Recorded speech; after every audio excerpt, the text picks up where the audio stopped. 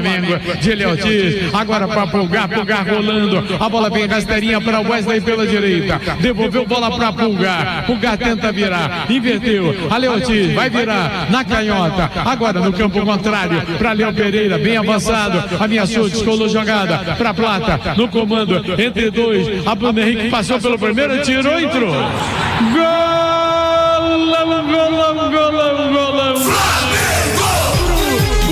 Bruno Henrique dominou, tocou lá no ângulo direito da meta de Léo Jardim, abrindo a contagem. Que golão, galera! É de placa. Bruno Henrique lançando a rede e sacudindo essa galera aos 21. Agora no placar. 0.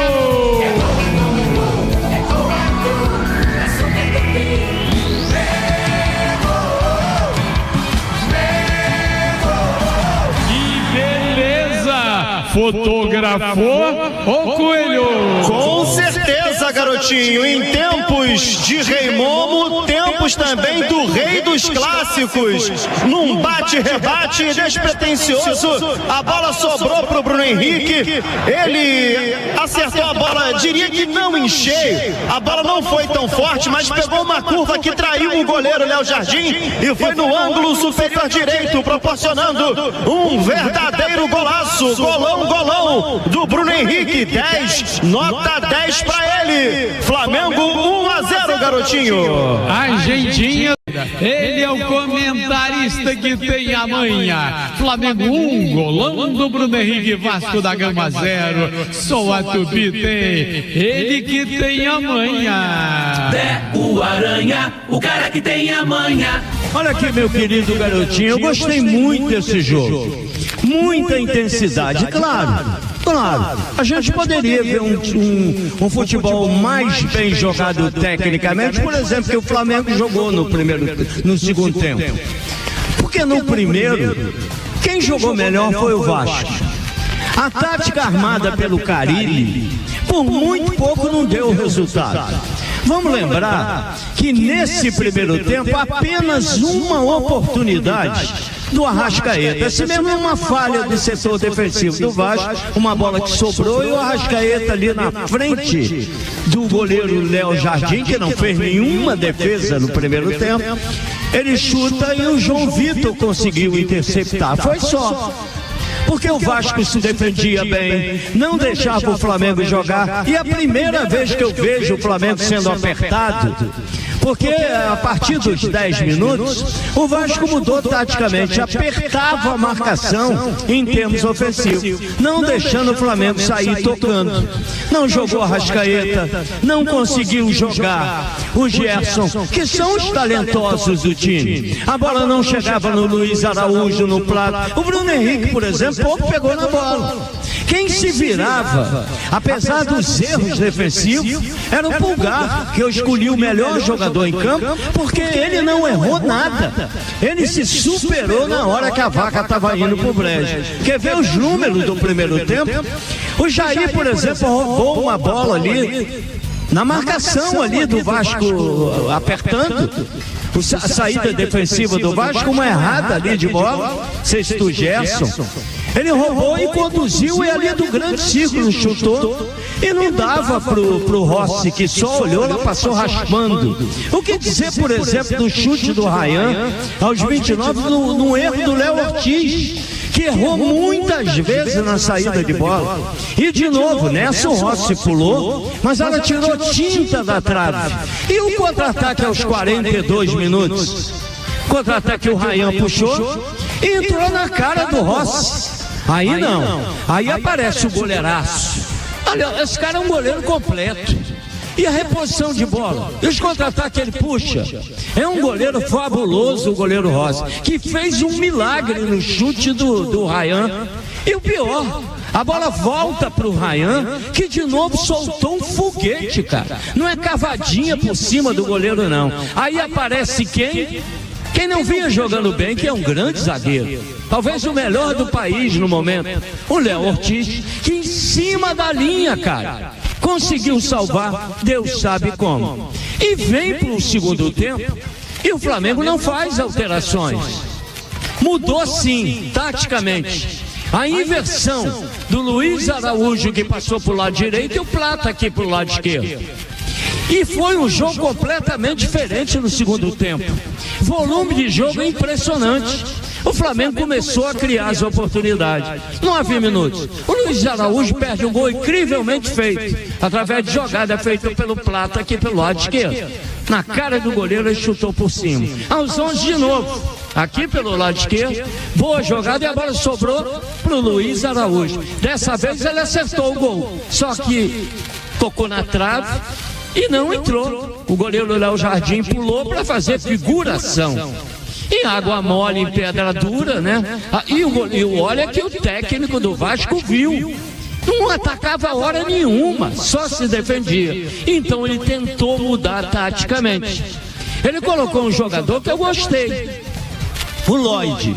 Só que não deu certo essa alteração, porque ao desmanchar a maneira defensiva que o Vasco estava jogando, apesar de estar levando sufoco, ele tirou o Matheus Carvalho. Se abriu um pouquinho, uma tentativa de atacar um pouquinho mais, porque eu dizia aqui pro garotinho, olha, é questão de tempo o Flamengo marcar esse gol, pelo volume de jogo, pela qualidade técnica que voltou no segundo tempo, e não deu outra. E que jogada, hein? E que jogada, e que feitura de gol. E olha que foi o Bruno Henrique que fez o gol, que pouco participou do jogo, teve poucas oportunidades até esse lance.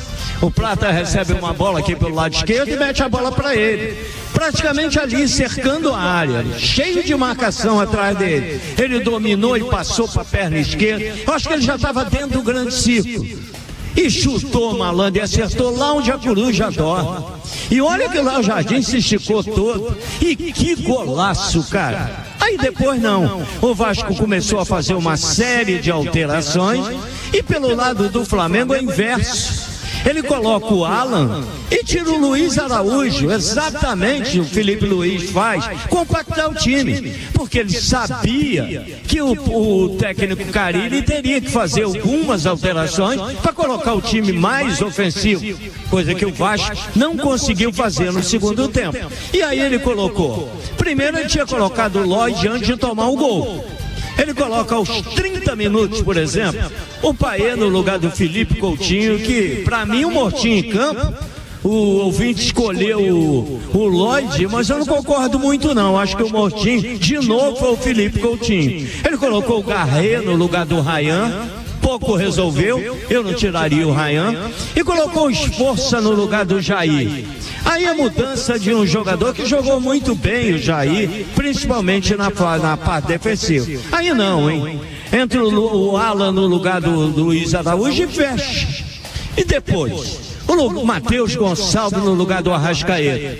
Olha, nem o Gerson nem o Arrascaeta conseguiram jogar o que jogam, apesar do Gerson ter sido muito melhor no segundo tempo que foi no primeiro. E aí entra o Matheus Gonçalves e começa aquele toque de bola pra lá, toque de bola pra cá, é ensaboado pra cacete.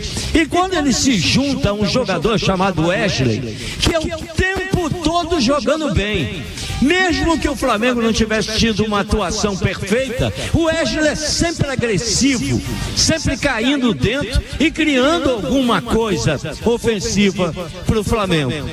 E aí, meu amigo, saiu o Arrascaeta e o Flamengo continuou. Teve vários contra-ataques, Luiz Henrique, o próprio o atacante, o Plata. Teve várias oportunidades, o Flamengo poderiam ter marcado o segundo gol. Mas aí, meu amigo, uma vantagem 1-0, tendo ainda a possibilidade de perder de 1-0, o Vasco só se classifica se ganhar 2-0. E agora no Maracanã, é no reduto do Flamengo, ele está mais acostumado a jogar. E o Vasco só foi ter uma oportunidade no segundo tempo. Pasmem vocês, sabe quando? No minuto 50. Uma falta aqui em cima do Paulo Henrique. Que cavalo, hein? Que cavalo, me lembra de Valdo Cavalo, garotinho, lateral do Fluminense, que muito tempo foi lateral da seleção. Eu só vou dar um conselho ao Paulo Henrique: meu filho, fica um pouquinho depois do treino, caprichando nos cruzamentos, que é o seu único defeito. Você só perde hoje no futebol brasileiro, como lateral, para o menino Wesley, que é o melhor lateral da atualidade. E você pode se candidatar a, inclusive, a ir para a seleção brasileira, porque você tem um vigor físico impressionante, e o único defeito que você tem é esse, o cruzamento. Que, aliás, se não fosse isso, você estaria jogando nos melhores times do mundo. E foram 50 minutos. O Payet, que tinha entrado no lugar do Mortinho em campo para mim, foi o Felipe Coutinho, faz um cruzamento para a área perfeito, atrás da zaga, e exatamente na marca do pênalti entra o João Vitor e cabeceia, e a bola vai aonde?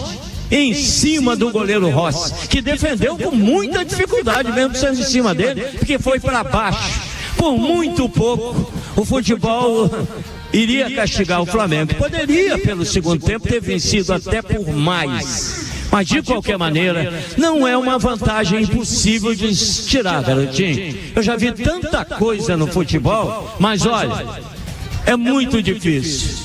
O Flamengo, para mim, se candidata não só a finalista do campeonato, não sei se contra o Volta Redonda ou contra o Fluminense, aposto que será o Fluminense, mas com muito favoritismo, que mesmo com muita dificuldade, ele consegue transformar o jogo do primeiro tempo, em que a coisa esteve feia para o Flamengo, para um segundo tempo totalmente dominante, e venceu realmente o melhor, garotinho. Um jogo que empolgante, pegado, disputado palmo a palmo, muito mais pelo Vasco, que não tem a técnica que tem o Flamengo, e olha, vendeu caro essa derrota.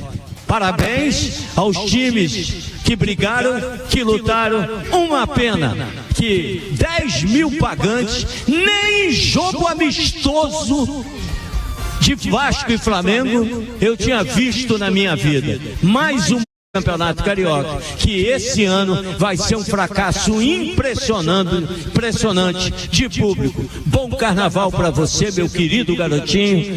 Você é um fulião como poucos. Eu conheço a tua história, viu, meu pai?